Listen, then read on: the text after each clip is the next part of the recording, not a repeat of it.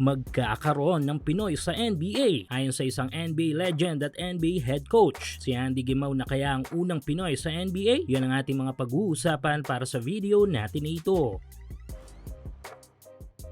Bilang isang basketball region country sa mundo, ay di naman siguro masama na mangarap tayo na magkaroon ng sarili nating pure-blooded o homegrown Pinoy players sa pinakamalaking liga ng basketball sa mundo. Though may ilang mga sumubok at until now ay may mga patuloy na sumusubok sa goal na ito, ay medyo may pagkasuntok sa buwan pa rin ang pangarap na ito. Kung iisipin ay hindi issue ang talent dito dahil may mga natatanging abilidad ang mga malalaro natin. Minsan may ilang mga factors talaga na tila pumipigil dahil na rin sa estado ng bansa na kanilang nire-representa. Yes, para sa akin sariling opinyon ay may mga diskriminasyon pa rin talaga sa mga bagay-bagay sa mundo na kapag maliit kang bansa ay medyo kakapusing ka sa ilang oportunidad. Pero since Pinoy tayo ay di tayo marunong sumuko sa mga ganitong laban para sa ating mga dream. Tulad na lamang ng ginagawa ni Kai Sotto at Kevin Kembao na patuloy ang pagtupad ng goal na ito para sa ating mga Pinoy. At nito lang tulad ng paniniwala natin at ni Kai at KQ ay naniniwala din ang isang NBA legend na balang araw ay magkakaroon din tayo ng isang Pinoy player sa National Basketball Association. Ito nga ay walang iba kundi ang tinaguriang The Wizard ng NBA na si Steve Nash. Sa naging interview ay Nash official launch ng NBA on Prime Studios at MGM Amazon sa California ng Spin.ph ay sinabi nito na naniniwala siya na magkakaroon din balang araw ng isang pure-blooded o homegrown Pinoy NBA player. Dagdag pa nito, sa ngayon ay maging proud tayo sa ilang mga Pinoy-blooded player natin sa NBA na nire-representa ang bansa tulad ni na Jordan Clarkson, Jalen Green at iba pa. Makailang beses nang tumungo sa bansa ang Brooklyn Nets coach at ayon dito ay alam niya ang lawak ng passion ng mga Pinoy sa larong basketball. Suportahan ang inyong paboritong team sa PBA, NBA at MPBL o kahit pa nga sa mga overseas league. Full details sa comment section.